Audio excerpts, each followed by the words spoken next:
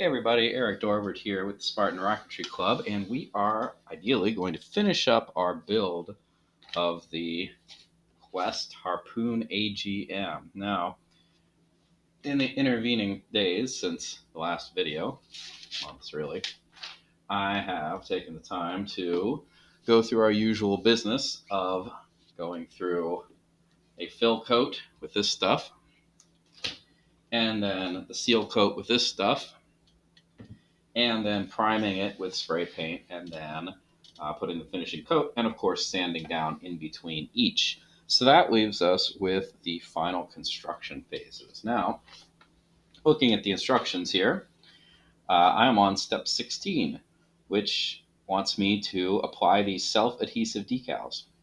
So as it turns out, the decals that come with this are not self-adhesive, which in looking at them, I wasn't super shocked by that, but I can see how it would certainly be very annoying should you be ready to just stick some stickers on when instead you are going to be applying water slide decals instead. Now, as a reminder, water slides, hence the name, or as the name would suggest, require you to get them wet first in some hot water. So that's what this little custard cup here is for. It's full of warm water anyway. And let them sit for a little bit, kind of dissolves the glue backing and gets it ready to go. There are a lot of decals, and I have already taken the time to cut most of them apart, and you can see a good stack over here. I'm not going to do all this on camera. You'll also notice that some of these, like this one here, I have left intact without cutting it apart because they're, well, on this one, there are 8 separate decals, and I will get to them eventually, but it's going to take a while. There's actually a lot of work to do on this. Your best bet is to not let the decal sit in the water as long as I did, because it started coming right off in the water, which is something to be avoided. Now, once you have the decal wet enough, you can apply it. Now, of course, you need to know where it goes, and we'll look at the instructions in a moment. But this one I know is going at the very top, and it's going almost right up against the nose cone where the nose cone comes apart, and just across the body. So once that's in place, I'm going to use a paper towel here to dry it out and press it smooth. So since this is one that goes the whole way around the body, it's a fairly easy task to just pat it dry as you're going around. To figure out where they go, here are the instructions. And regardless of how good resolution this video is, this picture right here is about as bad a photocopy as you're likely to find.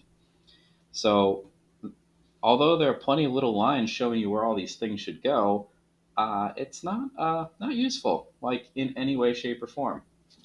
And in fact, this decal sheet, the layout doesn't completely match what mine looked like to begin with. So not useful. Instead, you need to go back to the packaging. And the packaging, although the packaging appears that everything is gray or black or white, mine has blue in it, which is also kind of weird and kind of annoying. But we will make do. And again, I'm not going to demonstrate where all this stuff goes because that would take forever. But let's just do a big one on camera here. Sometimes the big ones are easier. Sometimes the big ones are harder. Can't really say for sure whether what your preferences will be. They tend to be easier to work with than the tiny ones when it comes to lining them up right and getting things where you want them to go. But they do have a penchant for being a little harder to smooth out, and just getting them to line up right in the first place is a little bit tough sometimes. Anyway, this one, looking at the instructions here, it is this guy right here. So it is going just about midway between these forward fins and the end of the tube. It's also worth noting that I probably should have lined up these little boxes in the very first decal that I just did with the fin lines, but mine are actually pretty close to that, and truth be told, it's not terribly important.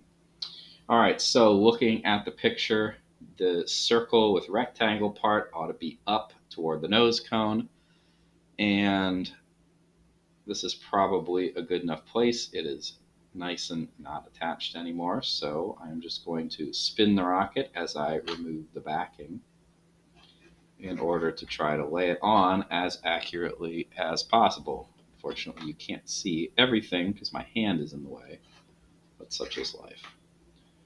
All right, now I have got the decal on, but you'll notice that this junction point is not quite right, which is unfortunate. The smaller decals, oh, and look at that.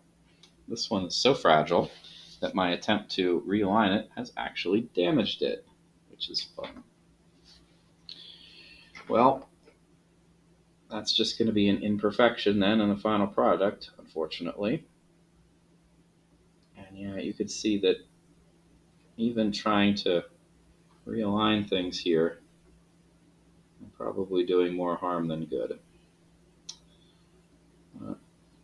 I do want the pieces to be essentially right on top of each other where they belong, and you can see that this, it's torn in a couple places, unfortunately. And I have a little bit, I have little decal bits on my fingertips, which is not fun.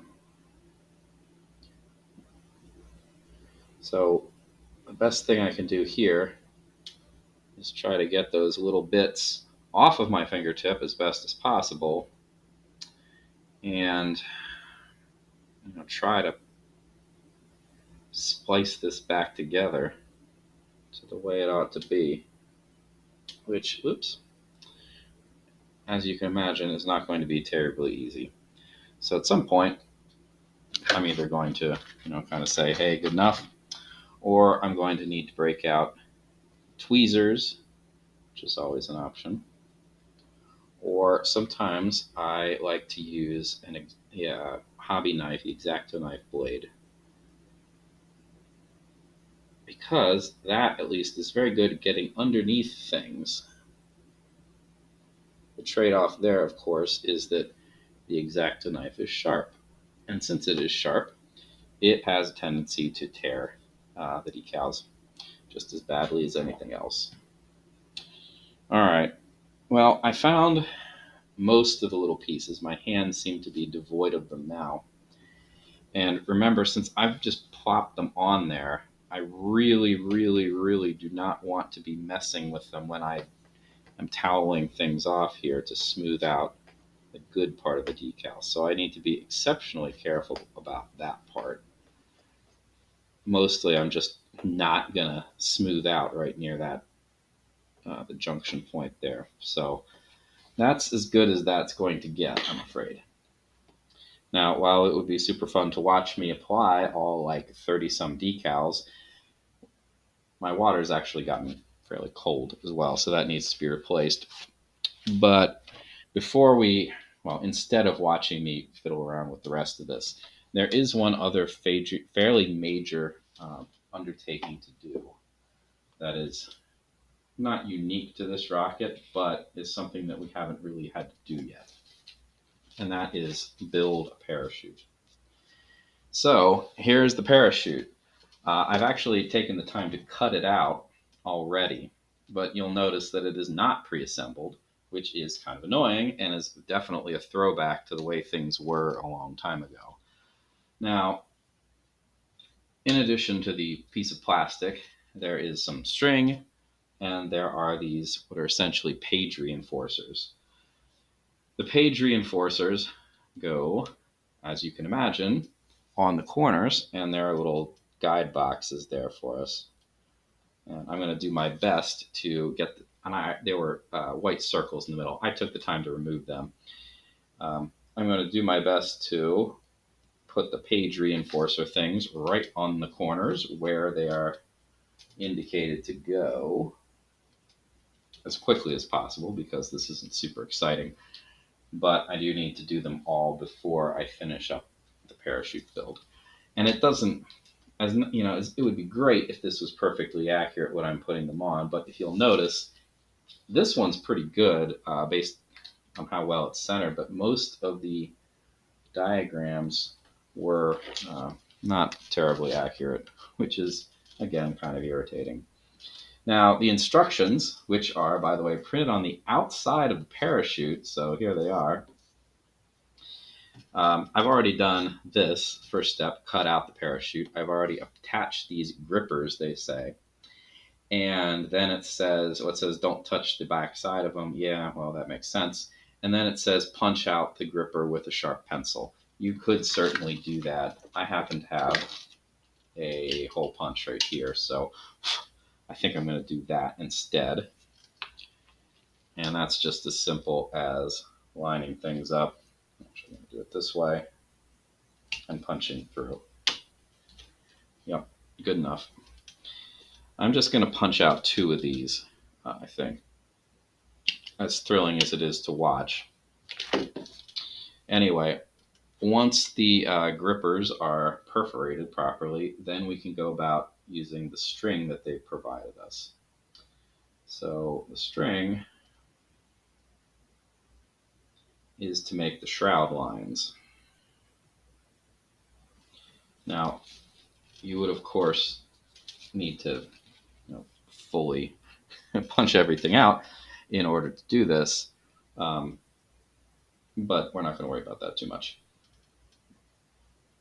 So the string is separated. It's 3 strands, which is great because that's how many sets of holes we have. And all you need to do is then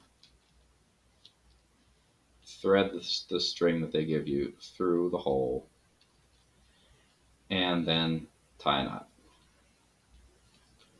A nice overhand knot. I'm going to actually tighten it, and then I'm going to do another one going the other direction.